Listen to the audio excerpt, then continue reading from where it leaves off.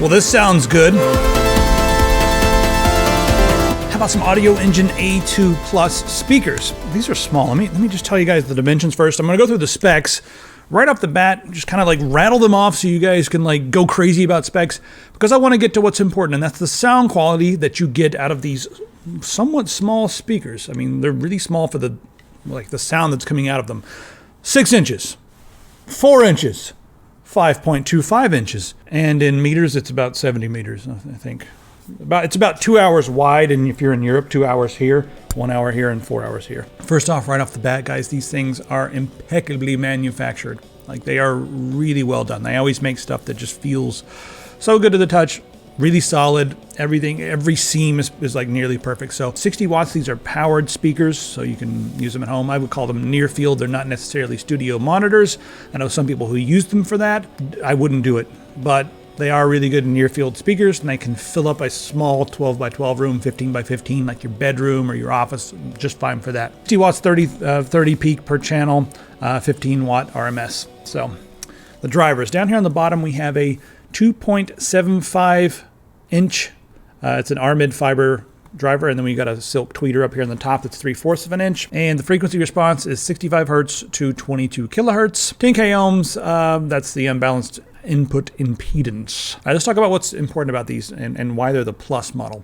So on the back, you have lots of different options, but you also have Bluetooth using aptX, which is, I believe, 352 kilobits per second. Very difficult to tell the difference between that and like what you have playing through your MP3s and stuff. Maybe some people who are like FLAC file aficionados are going to like put their noses in the air and be like, I can obviously tell the difference. I didn't really hear that much of a difference when switching from the aux cable on my phone to switching to the 352 kilobits per second aptX Bluetooth. And I was testing with a variety of different files, even some FLAC files.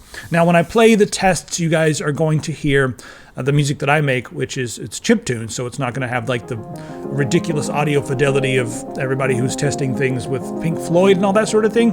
But I don't have the rights to play that on the air, so I'm not only testing with what I'm letting you guys hear, just so you know. All right, so you have two different units here. This one's sort of the master unit. It has all your inputs and outputs. And then this unit here is going to be your secondary unit, typically like your left speaker, but you can configure them to be left and right any way you like. Now, on the back here, we have RCA inputs and outputs, and that can be really handy if you wanted to run a subwoofer, which might be nice if you have some speakers this size to have a little bit more bass. And over here, that's your output to your other speaker. It comes with some speaker wire. That's an auxiliary input right there, or a 3.5 millimeter input. That is your volume and your power. That's right here. Below that, we have a USB input, and this is a micro USB, which is really handy. And there's your pair button for Bluetooth. You just press that, and then you can pair it to your devices. Below that, we have a power cable, and I want to mention that even the build quality on the power cable, just, being able to, when you plug it in, it just feels right, you know what I mean? Have you ever been with that special someone? Let's talk about the sound quality here. The R-mid drivers, right? They allow this to have way more bass than I thought it could have, because these are not paper cones. The R-mid drivers are a synthetic material that's much stronger than paper cones, but it has a lot of the natural characteristics of the paper, so you get the similar sound, like the good quality sound. The material down here is weather resistant, so that's nice, and then the silk tweeters. So the sound from this, you don't get a really heavy bass, but there is some kick. I listen to some heavy metal, and there's enough kick to be like, you know what? For a small office, this might be all you need. Maybe not even needing a subwoofer. Probably get a subwoofer. It sounds really nice and clean. The frequency response seems to be a little heavier toward the mids and highs to give you that nice sparkle, but that also makes everything sound extra clear. Nothing was really sibilant. Nothing was harsh on the ears. It was a really smooth, nice listening experience. I use Mackie studio reference monitors for most things that are a little less expensive than this, but they don't have as much going on. You don't have as many inputs and outputs. So there's a give and take with that. They don't have Bluetooth or anything like that, but they're studio reference monitors. And I use those at my computer because I do a lot of audio creation. So I wouldn't recommend these for that necessarily, but I would recommend them for, listening to music, hanging out. Very good for movies, dialogue, and that sort of thing is nice and crisp and clean. They sound really good. I don't know how many times I can say, or how many different ways I can say it, but they sound really good. As far as what comes in the box, the presentation is really nice. They come in these very soft bags to make sure everything is nothing gets scratched or whatever.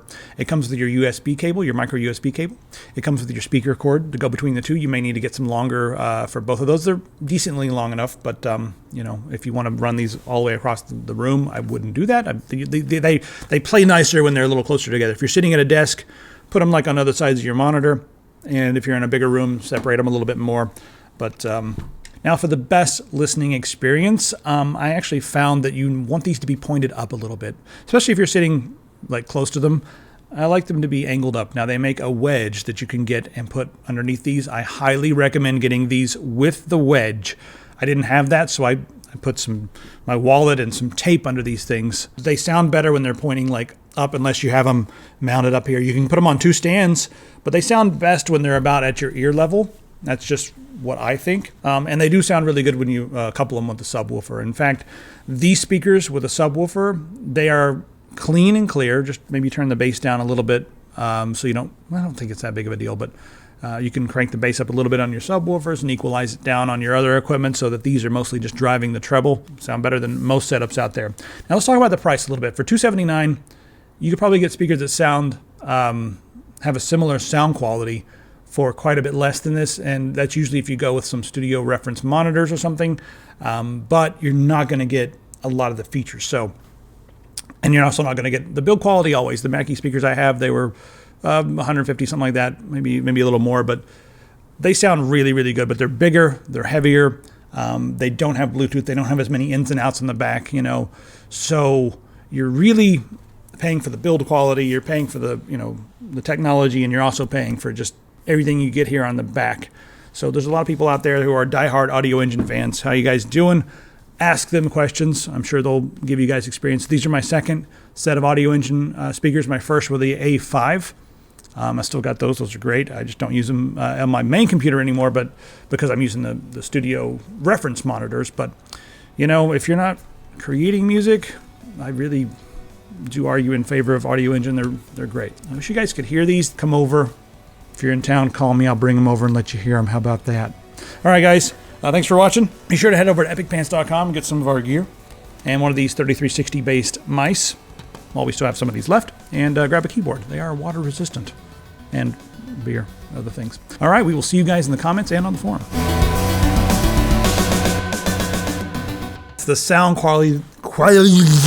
Yeah, you can't speak today. Come back tomorrow. Ugh.